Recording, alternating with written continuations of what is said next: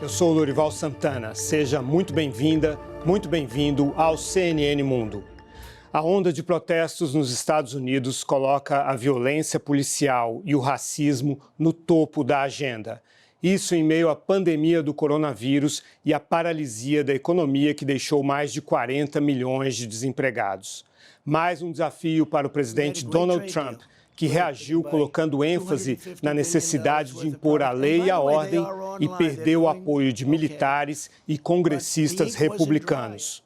Para analisar esse momento singular na história dos Estados Unidos e aproveitar essa oportunidade para discutir o racismo e a violência policial, vamos conversar com o economista Marcelo Paixão, professor da Universidade do Texas em Austin, também com Clifford Young, presidente da empresa de estudos de mercado e opinião pública Ipsos. E aqui no estúdio comigo está o Acácio Almeida, pró-reitor de assuntos comunitários e políticas afirmativas da Universidade do ABC e professor de relações internacionais. Eu começo com esse papo com o professor Acácio, que está aqui comigo no estúdio, mantendo a distância que este momento requer. Professor Acácio, muito obrigado por vir aqui prestigiar o CNN Mundo. Sim.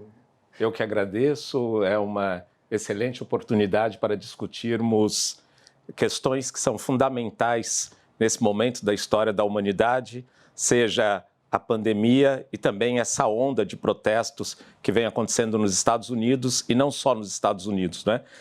No formato de onda, é natural que ela se espalhasse e é o que vem acontecendo em outros cantos do mundo, então é de extrema importância ao debate. Exatamente, professor. Aqui no Brasil, aparentemente, o racismo é uma coisa mais normalizada até do que nos Estados Unidos.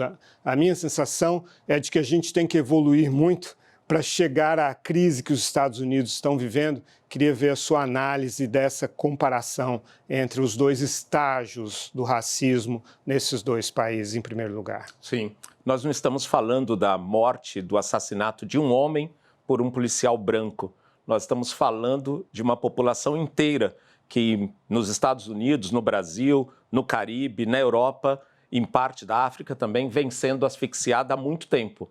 Então, o ato de se colocar o joelho no pescoço de um homem negro deve ser lido também como um ato de se colocar o joelho sobre milhares de pessoas, né? Então, o que nós estamos vendo hoje nos Estados Unidos, é bem verdade que estamos falando dos Estados Unidos e não do Brasil, mas as situações têm relativa semelhança, né? No Brasil, nós não estamos falando apenas da morte de um homem negro, mas nós estamos falando de mortes que vêm acontecendo há muitos anos, né? O movimento negro no Brasil e pesquisadores, como, por exemplo, o professor Paixão, que nos acompanha aqui, já vem apontando isso há muitos anos, né? Nós podemos sim falar de um genocídio negro. Agora, o letramento da questão racial no Brasil é muito diferente do letramento da questão racial nos Estados Unidos. E aí é bastante interessante porque, nesse momento, alguns colegas, parte daqueles que não acompanham a agenda das questões raciais, se espantaram muito, né? Disseram, olha, eu não sabia que isso acontecia, né? E nós estamos apontando isso cotidianamente, né? Então, existem diferentes formas de asfixiar, se asfixia por essa política de um Estado que é extremamente violento, e aí é importante que se diga que nós estamos, que é necessário, pensando aqui no Brasil, né, quando estamos falando dessa violência, eu sempre faço questão de dizer que não se trata apenas do policial, porque senão parece que nós estamos tratando de um bode expiatório. É necessário que se pense o sistema, né? Então eu diria que o que nós temos que lembrar o tempo todo é que os soldados são filhos do povo também. Não é a elite que está mandando os seus filhos para que atuem nas forças policiais de opressão. Então, o que nós precisamos é retomar essa agenda aqui também, que é uma agenda antiga. E vejamos, por exemplo, que na década de 80, o movimento negro já lançava uma chamada dizendo não matem nossas crianças. Nós estamos, tantos anos depois, 30 anos depois, fazendo a mesma discussão. Então, me agrada ver como ecoou aqui no Brasil algo que tira a nossa normalidade, né? Deixa de naturalizar aquilo que também acontece aqui. Nós vamos agora para Austin, onde está o professor Marcelo Paixão, que é historiador, professor da Universidade do Texas. A última vez que esses dois profissionais se encontraram foi no Senegal, porque aqui no CNN Mundo a gente traz pesquisadores de campo, não traz apenas pessoas livrescas, pessoas que têm teoria, têm prática, têm pesquisa de campo. Marcelo Paixão, muito obrigado por aceitar aqui o nosso convite de participar do CNN Mundo. Bom, muito obrigado por me receberem nesse programa da CNN. As palavras do professor Acácio foram muito felizes no que diz respeito à necessidade de uma politização das relações raciais no Brasil, e que bom, quer dizer, apesar de o ocorrido, do que está ocorrendo aqui, ser a sucessão de injustiças e de perversidades que se volta contra a população negra, que pelo menos isso tenha servido no plano global para que o debate sobre o racismo pudesse ser colocado em cena com a importância que ele merece.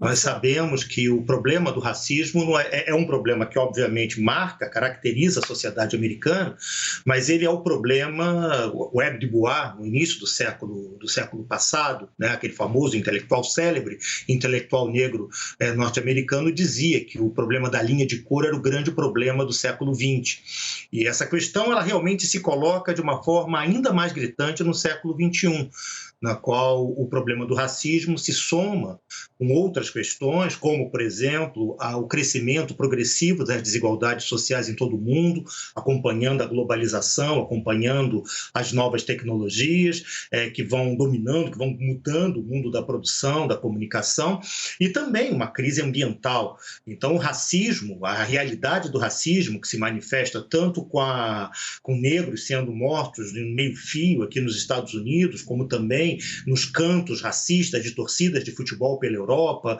como também com a morte, com o assassinato, entre outros milhares de jovens negros, João Pedro, como foi Marielle alguns anos atrás. Isso mostra que essa é uma realidade global e que esse tema não pode ser colocado em segundo plano na agenda de debates que nós temos que enfrentar, isso imaginando que queremos um século XXI que não nos legue as mesmas tragédias, que não nos legue os mesmos dramas que nós herdamos do século XX. Então, nesse terreno, realmente, as palavras do professor Acácio foram muito felizes. Marcelo, o historiador francês Alexis de Tocqueville, quando estudou a democracia americana na primeira metade do século XIX, identificou o racismo como possível grande entrave para o desenvolvimento dos Estados Unidos. Neste momento, está sendo feita muita comparação com este momento vivido agora nos Estados Unidos com os anos 60, 67, o movimento pelos direitos civis e que culminaram na morte em 68 do Martin Luther King. Gostaria de ver com você qual a dimensão histórica. É claro que estamos no calor dos acontecimentos, mas se os acontecimentos de hoje podem ter a dimensão histórica do que aconteceu no final dos anos 60 e se pode haver uma evolução realmente, assim como aconteceu nos anos 60. E, aliás, qual foi essa evolução dos anos 60? Dos anos 50, nos anos 60, os Estados Unidos, no que diz respeito às relações raciais, ainda estava discutindo com um princípio legal que foi consagrado pela Suprema Corte dos Estados Unidos no final do século XIX, que era o princípio do igual mais separado. Que esse princípio ele consagrava a segregação legal entre negros e brancos. Então, todo mundo era igual perante a lei, desde que habitassem, ocupassem espaços sociais diferentes. E isso retirava da população negra direito, como, por exemplo, ao voto, como, por exemplo, ao acesso às escolas, e eles eram relegados a escolas de pior qualidade, eram relegados a serviços de pior qualidade, e isso foi o grande tema. Era necessário o célebre movimento pelos direitos civis e políticos, tal como são universalmente lembrado, Martin Martin Luther King, Malcolm X, Angela Davis, enfim, entre tantos outros, eles estavam dentro dessa questão. Era necessário igualar as condições civis e políticas dos negros americanos à população branca, porque, do contrário, você não teria exatamente um sistema democrático dentro da acepção da palavra, da qual todos efetivamente fossem iguais perante a lei. O termo segregação e o termo democracia são termos antitéticos, eles são incoerentes, eles são contraditórios. Mas o que acontece é que, após esse movimento foi vitorioso nos anos 60, porque ele conseguiu acabar com o princípio da segregação legal. Então, ele estabeleceu, ele consagrou o princípio de que todos eram iguais perante a lei. Então, os colégios não podem mais ser segregados, os restaurantes, os espaços públicos. Mas qual foi o problema que continuou perdurando? É que uma mudança do ponto de vista formal da legislação não significa uma mudança do ponto de vista do conteúdo das relações que marcam, que caracterizam as condições de vida da população negra nos Estados Unidos. Então, dados mais recentes mostram que 1 em cada 5 negros aqui nos Estados Unidos está abaixo da linha de pobreza, considerando a forma específica como eles calculam a linha de pobreza, abaixo de $25 mil ano. Mas, enfim, 1 em cada 5 abaixo da linha de pobreza. As taxas de encarceramento 5 vezes maiores para homens negros do que para homens brancos. Então, a população negra nos Estados Unidos é 13% da população, mas constitui mais da metade da população que hoje se encontra encarcerada. E fora outros problemas que são menos mencionados, como da diabetes, da hipertensão, todos eles vão gerando um somatório de dificuldades que, no momento em que aparece uma situação que se torna pública, a violência policial e a morte de um homem negro derivado de uma ação policial mais contundente, que obviamente não é novidade. Já vinham ocorrendo vários casos, desde 2012, 2013, é criado o movimento Black Lives Matter. Então, obviamente, num momento como esse, somando-se o cenário do Covid, na qual também as taxas de mortalidade para os negros 3 vezes maiores do que para a população branca aqui nos Estados Unidos. Óbvio que isso gera um caldo de profunda indignação, de profunda revolta, e as pessoas foram para a rua se manifestar. Então, isso tem sido um movimento muito interessante, porque tem juntado pessoas de várias camadas, são negros, são brancos, são várias pessoas que estão vindo para a rua protestar em relação a uma situação de uma discriminação institucional permanente e que, infelizmente, em alguns momentos, acaba derivando para formas mais agressivas de protesto ou ilegítimas de protesto, que seriam os saques e outras formas mais violentas, mas que não deslegitimam o que está colocado em questão, que é a necessidade de uma reforma do sistema judicial, de uma reforma do sistema policial nos Estados Unidos e também no Brasil. Obviamente, a nossa discussão aqui é feita em português, vamos falar também do que está acontecendo no Brasil. A resposta para esses protestos, de um lado, seria a condenação dos policiais de Minneapolis, algo raríssimo de acontecer nos Estados Unidos, mas isso ainda levará meses, esse julgamento. De outro lado, o Congresso teria que responder com reformas no sistema de polícia, talvez elevar para o plano federal o julgamento de homicídios cometidos por policiais e também endereçar essas questões das desigualdades que você se refere. Você vê uma movimentação nesse sentido do Congresso, das lideranças políticas aí nos Estados Unidos? Eu vejo que nós temos uma sociedade civil americana que ela é muito vibrante, que ela é muito forte, para além do que usualmente é divulgado do mundo americano no Brasil, na América Latina, pelo planeta fora. Nós temos movimentos negros, movimentos ambientalistas, o movimento feminista, nós temos a população LGBTQ, todo esse conjunto de segmentos, eles estão produzindo mobilizações e formas de organização que são muito interessantes.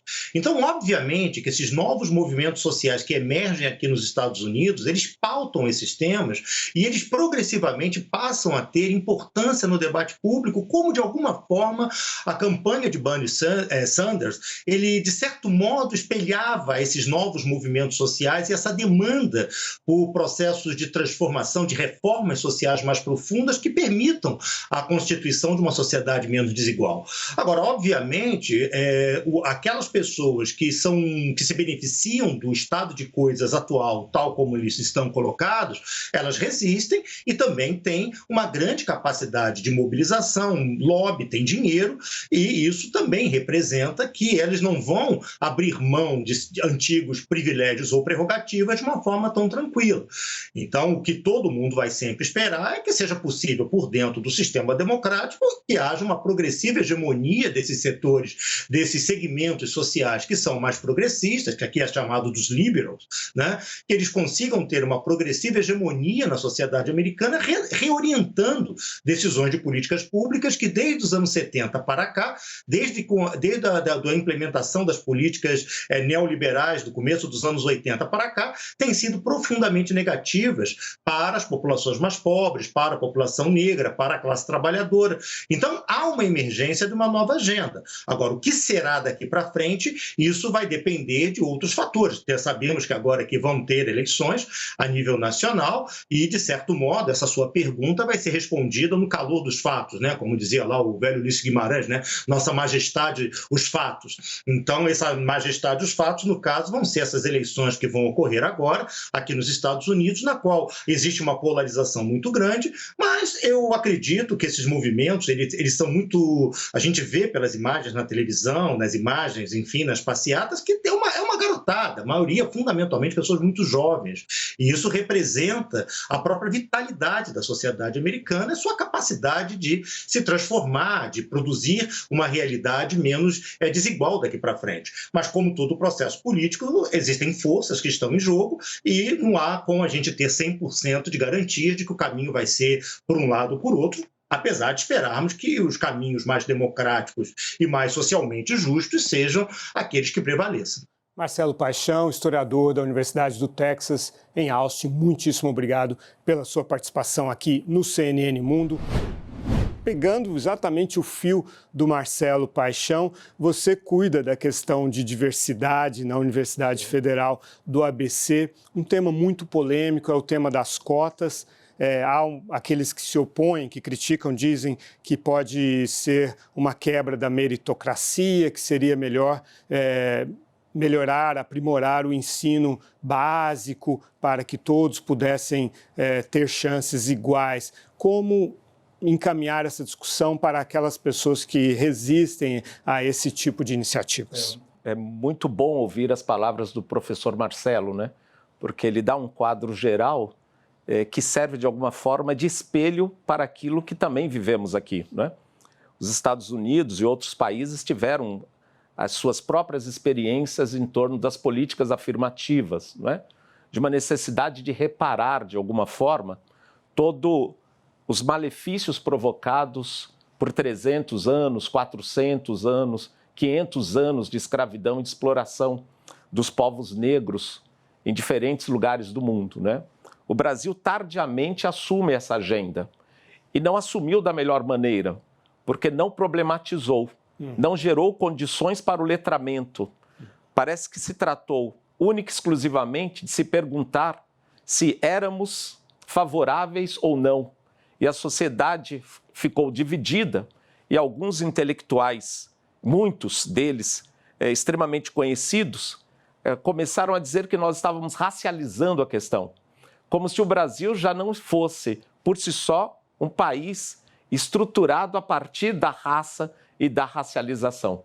Então, os elementos trazidos pelo professor Marcelo Paixão nos servem muito para pensar essa realidade. Nós estamos completando agora 10 anos, né, em 2022, e essa agenda que se abre, que é uma agenda das reparações, ela deve ser também uma agenda para se pensar o quanto avançamos. Se as cotas, pensando especificamente na universidade, se ela significa uma redução na performance produtiva e reprodutiva do campo da pesquisa. E nós sabemos que não. Não. Os dados têm mostrado exatamente o contrário.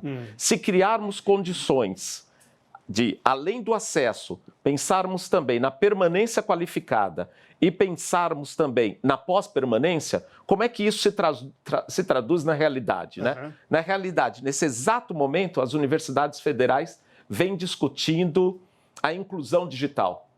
No nosso caso específico, quando pegamos os dados sobre aqueles que estão fora, que não têm, se entendermos inclusão digital única e exclusivamente como acesso à internet e computador. E ela não se trata apenas disso, né? Mas digamos que pensemos só nesses dois elementos, né?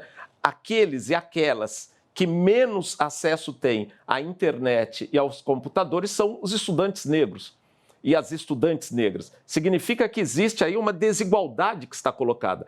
Cabe à universidade, através das suas ações, sejam elas ações internas ou no conjunto da discussão que se faz, por exemplo, pelos reitores e pelos pró-reitores, gerar as condições para que a permanência seja qualificada. E isso é interessante.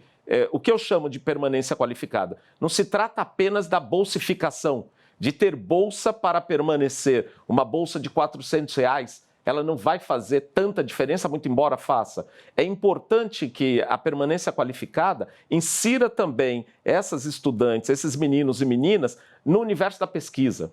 E aí nós teremos uma mudança. Em mais alguns anos, nós teremos um grupo de jovens médicas e médicos negros, de dentistas, de engenheiras e de engenheiros. A minha questão central, para não chegarmos a esse mesmo estado de coisa que vemos em alguns lugares, é que esses meninos eles precisam ter um profundo conhecimento dessas estruturas racistas colocadas, que talvez impeçam que eles sejam bons profissionais, mas também pode impedir que eles percebam que eles não chegaram a formação que terão naquele momento porque lutaram, única e exclusivamente porque lutaram. É mais do que isso, né? Nós precisamos ter um movimento, por isso que me agrada a onda, me agrada quando o professor Marcelo fala que é uma juventude. Olha, no mundo, a revolução sempre foi feita por jovens.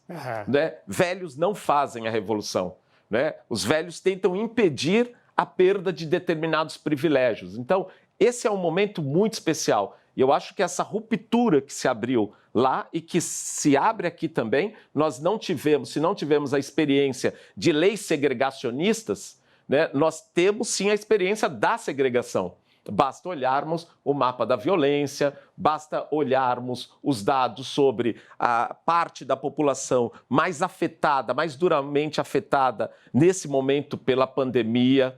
Então, tudo isso vai escancarando uma realidade e teremos, como disse o professor Marcelo, como você também bem disse, de pensar uma agenda do século XXI que não seja uma agenda do século XIX. Então, nós vamos ter que avançar. Nós temos visto e viralizou a cena de uma menina dizendo justiça, sem paz, e é exatamente isso. É impossível construirmos justiça sem paz. Mas a população negra também percebeu que a paz que é trazida, o modelo de paz, não é um modelo de paz que inclui a população negra. Né? Nos últimos dias, nós tivemos inúmeros eventos mesmo, né, em diferentes cantos do mundo, e que deixa isso muito marcado.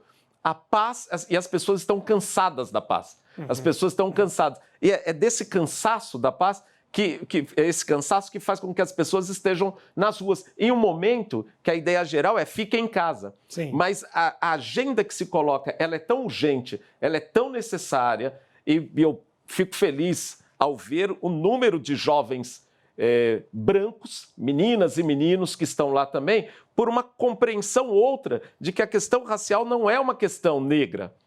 Não, a questão racial é uma questão da humanidade. Nós precisamos superar isso. O racismo ele continua sendo a última fronteira do ódio. Agora a gente vai a Washington, onde está o Clifford Young, presidente da Ipsos, empresa de pesquisas de opinião e estudos de mercado. Clifford, muito obrigado por aceitar o nosso convite e participar aqui no CNN Mundo. Queria uma análise sua de o impacto político e até eleitoral desse momento vivido pelos Estados Unidos. O presidente Trump dando ênfase na resposta dele à lei e à ordem, e havendo uma reação até mesmo de congressistas republicanos, de militares. Como você analisa esse momento político, Clifford? Há muita incerteza, com certeza. Então, obviamente, a gente estava vivendo o coronavírus, o Covid-19, que teve grande impacto na sociedade americana, como no globo como todo. Mas não houve um impacto especificamente a respeito das chances do Trump, que é interessante, ou seja, o pré e pós Covid-19 não houve grande impacto. Mas esse evento, mais especificamente as manifestações e também o assassino de George Floyd, assim, mostra as grandes clivagens sociais na sociedade americana. Você pode ver que há uma perspectiva muito diferente entre negro por um lado e branco por outro lado. O negro enxerga um mundo difícil, uma polícia que é violenta, etc., e o branco não. Essa clivagem a gente pode enxergar também do ponto de vista político também. Os republicanos não enxergam esse mundo mais brutal, mais violento que o democrata enxerga. E eu acredito que vai ter provavelmente mais efeito nas eleições de 2020 aqui nos Estados Unidos do que o coronavírus. Por quê? Porque nesse momento o Trump, o desempenho dele a respeito, sabe, de George Floyd, o assassino de George Floyd, é péssimo. Nós temos várias pesquisas, já fez várias pesquisas mostrando que ele está em torno de 20% a 35% de aprovação a respeito dessa questão, a respeito da questão do assassino de George Floyd. O que é mais importante nos Estados Unidos é como os independentes, ou seja, as pessoas que não têm partido, reagem aos eventos. Nesse caso, mais especificamente, eles têm uma avaliação muito negativa a respeito de Trump nesse momento. De novo, eu acredito que esse processo, esse evento do assassino de George Floyd vai ter um efeito maior do que o coronavírus ou Covid-19. Clifford, ele, segundo algumas pesquisas, ele parece ter perdido apoio até entre alguns evangélicos conservadores. Qual é o tamanho desse estrago? É um estrago grande. Obviamente, os evangélicos é uma base, faz parte da base republicana, um público muito importante para os republicanos, para o desempenho nas eleições assim. A gente não sabe exatamente o efeito até o dia das eleições, ou seja, nesse momento é um estrago muito grande, um efeito muito negativo, mas pode passar. O que é interessante, olhando um pouco mais para cima, pensando sobre o contexto dessa questão, o Trump está apanhando nesse momento como se fosse 1960 ou 70. E não é 2020. A população americana é diferente, portanto. Então, você pode ver nas manifestações, você tem pessoas de várias, sabe, raças, etnias, assim, de vários partidos também. De novo, eu acho que o exemplo dos evangélicos é um proxy, é um indicador do problema de forma generalizada, mas o Trump tem problemas nesse momento. É um problema de gestão de crise, Clifford? Quer dizer, ele parecia surfar relativamente bem quando os índices econômicos estavam excelentes. Ele tem dificuldade de gerir uma crise? Sim, porque durante crises, normalmente o líder com mais sucesso consegue unir a população, unir a sociedade. O Trump não consegue. Ele é um mestre em dividir. E, portanto, ele ganhou em 2016. Ele conseguiu realmente focar nas divisões americanas, assim, de grande efeito. Mas durante a crise, você tem que fazer o contrário. Você tem que unir as pessoas. Ele vem tendo problemas com isso. Ele não teve um empenho muito grande, muito positivo a respeito de Covid-19, mas só houve um efeito nas margens. Mas nessa questão de George Floyd, é um desastre para ele. Está se mostrando nos números nesse momento. Clifford Young, presidente da Ipsos, empresa global de pesquisa de opinião e análise de mercado, muito obrigado pela sua participação aqui no CNN Mundo. Agradeço também ao professor Acácio Almeida, da Universidade Federal do ABC. E agradeço a você também que nos acompanha no CNN Mundo, que vai ficando por aqui. Para rever as entrevistas do nosso programa, basta entrar em www.cnnbrasil.com.br. Se preferir, vá ao canal da CNN Brasil no YouTube. Depois é só clicar nos vídeos do CNN Mundo. Muito obrigado pela sua companhia Até a próxima.